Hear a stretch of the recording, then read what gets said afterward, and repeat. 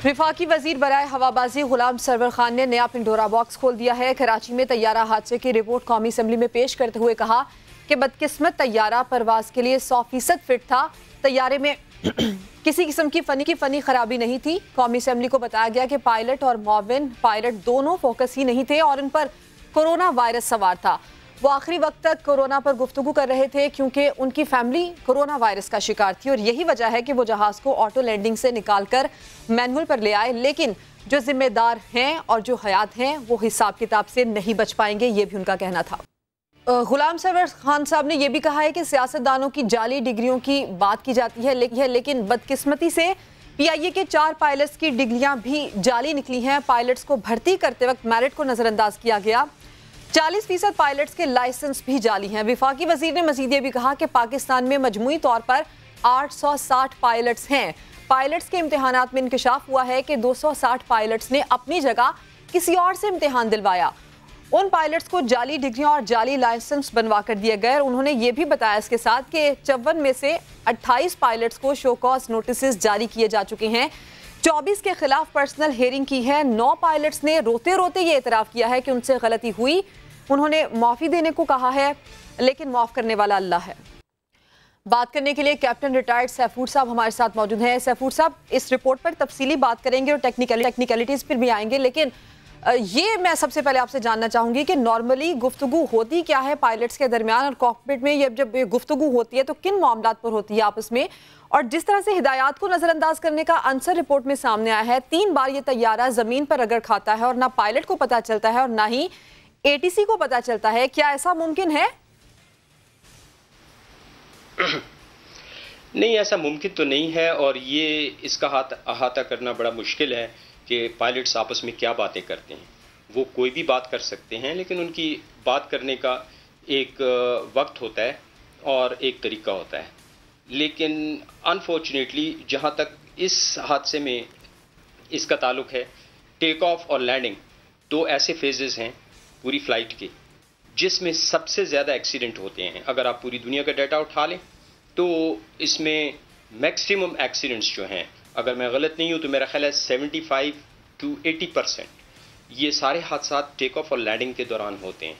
और इस दौरान में SOPs के मुताबिक गुफ्तगू भी पायलट्स आपस में नहीं कर सकते हैं सिवाय काम की बात के जो जहाज़ के साथ ताल्लुक़ रखती है। और इस एक्सीडेंट में या किसी भी एक्सीडेंट में आमतौर पे जिस तरह होता है, आखिरकार सब इल्ज़ाम मोरद इल्ज़ाम जो है वो पायलट या ड्राइवर को, जैसे कि एविएशन मिनिस्टर ने भी कहा, उसको ठहराते हैं।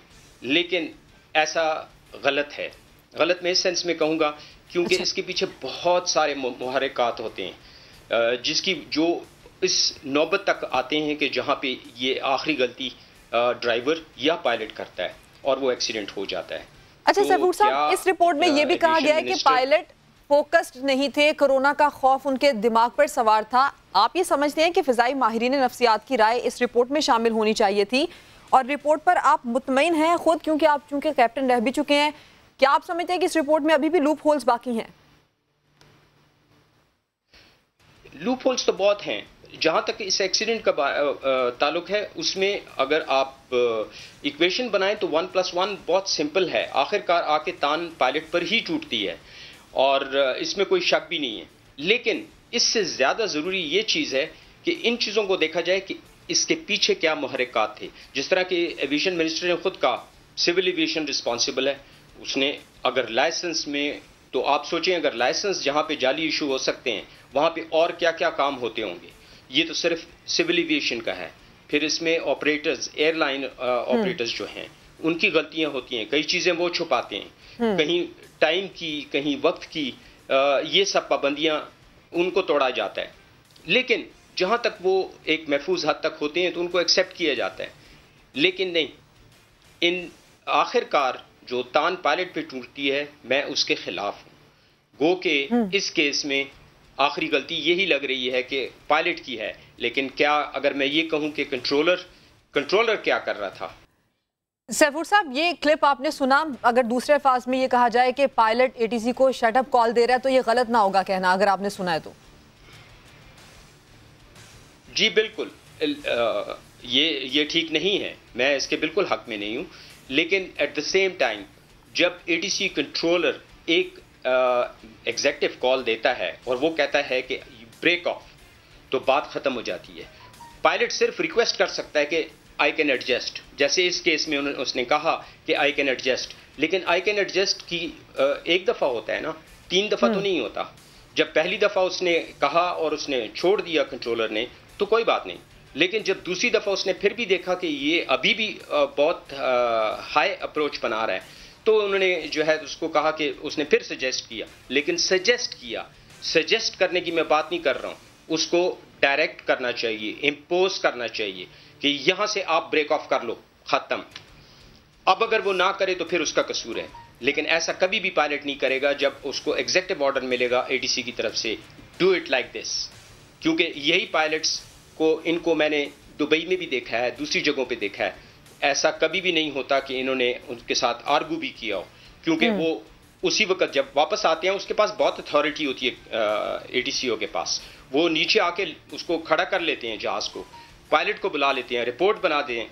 इसमें बहुत लेंथी प्रोसेस होता है और पायलट को ज्यादा खपत होती है इसमें, क्योंकि उसको अपनी एयरलाइन को भी जवाब देना होता है। अच्छा, एक चीज जो इस रिपोर्ट में ये भी कहा गया है कि पायलट के दिमाग पर कोरोना का खौफ सवार था। माहिरीन नफ्सियात इस पर यह भी कहते हैं कि जब किसी से गलती हो जाए किसी हादसे में, तो ऐसी गलती पहली बार या तो नहीं की जाती है, और खास तौर पर वो गलतियां जो जानबूझकर की जाती हैं उस गलती को नहीं दोहराया जाता है। और साथ साथ उन्होंने ये भी कहा कि खराब फिजाई डिसिप्लिन की वजह की जो बातें हैं उसको माजी के रिकॉर्ड से भी कंपेयर करना चाहिए। कैप्टन सज्जाद गुल की कारकर्दगी के बारे में इस मिसाल को मद्देनजर रखते हुए कंपेयर किया जा सकता है उनकी परफॉर्मेंस को? नहीं, मैं नहीं करूंगा, कभी भी नहीं करूंगा, इसलिए कि उसको पहले जब भी उसको हर दफ़ा असेस होते हैं पायलट्स, हर 6 महीने बाद उनकी प्रॉपर असेसमेंट होती है, उनको वो क्वालिफाई करते हैं टेस्ट, तब वो जाके वापस अपने लाइसेंस को बरकरार रख सकते हैं। क्या सिविल एविएशन सोया हुआ था? क्या उस वक्त उनकी अपनी एयरलाइन के लोग और सुपरवाइजर सोए हुए थे? वो कैसे उनको पता नहीं था? और अगर पता नहीं था तो बहुत ही बेकार लोग थे कि जो उनको इन चीज़ का पता नहीं था। ऐसा हो नहीं सकता, ऐसा हो नहीं सकता। लेकिन एन मौके पर कोई आदमी भी गलती कर सकता है, गलती उससे भी हो सकती है, गलती एटीसीओ से भी हो सकती है, और कोई और शख्स भी है जो ये गलती कर सकता है। लेकिन उसका बदावा इससे नहीं है कि सिर्फ यही देख दिया जाए कि जी कोरोना के ऊपर बात नहीं होगी। कोरोना के ऊपर बात करने के और बहुत सारे मौके हैं, और मुझे नहीं याद कभी जिंदगी में कि ऐसे मौके पर क्रिटिकल टाइम पे टेक ऑफ या लैंडिंग के वक्त कभी और किसी चीज़ का ख्याल भी आया हो। सही। और अगर उन्होंने एक आध दो लफ्ज कह भी दिए तो मुझे नहीं मालूम कि उसमें क्या कितनी बात हुई और कितना उन्होंने डिस्कस किया। इस रिपोर्ट में गुलाम सरवर खान साहब ये कहते हैं कि सारी गुफ्तगू जो कॉकपिट में गुफ्तगू सामने आई है वो सारी कोरोना के बारे में होती रही, किसी ना किसी तरह इनके दिमाग पर कोरोना को खौफ सवार था, और ये भी गुफ्तगू थी कि शायद फैमिली में भी किसी को कोरोना था, तो ज्यादातर गुफ्तगू इसी सिलसिले में होती रही। हाँ, हो सकता है, ऐसा भी हो सकता है कि उन्होंने इसके ऊपर की हो, लेकिन ये उनकी गलती होगी, मैं उनकी गलती को डिफेंड नहीं करूंगा। लेकिन एटीसीओ ने जब कह दिया कि गो राउंड, तो फिर उसको उस चीज़ के ऊपर स्ट्रिक्ट रहना चाहिए।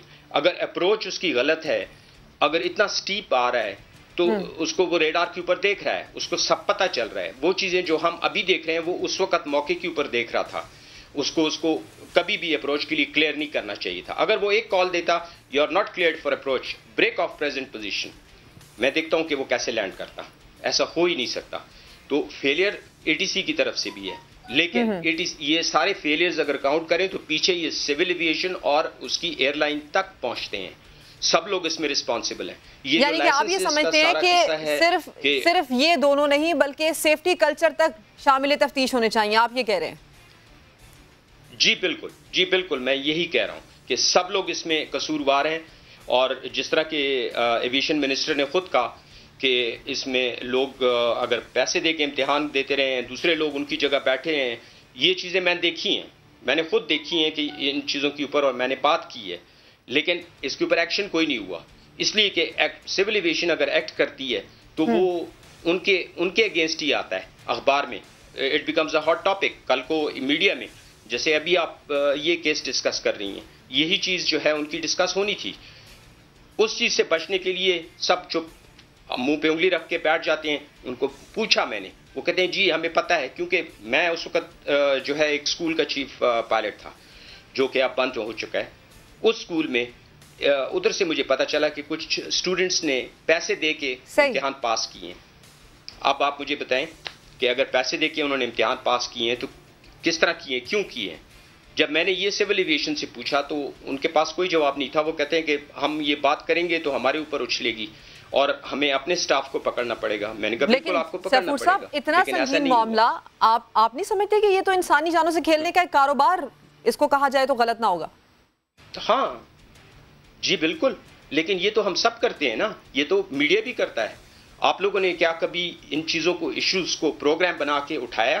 क्या किसी ने आज तक डिस्कस किया? क्या आप लोगों को पता है कि जो हमारे नए पायलट्स ट्रेन होते हैं उनका क्या मुस्तकबिल है, सिवाय इसके कि वो बेवकूफ़ आके ट्रेनिंग ले लेते हैं, लाइसेंस ले लेते हैं।